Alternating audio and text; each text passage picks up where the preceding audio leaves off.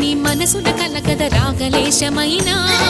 హే మహేశని భయద పదాహతి దైత్య శోషణము జరుపంగా భోగి భూష భువనాళిని నిలుపవ అభయ ముద్రలోనా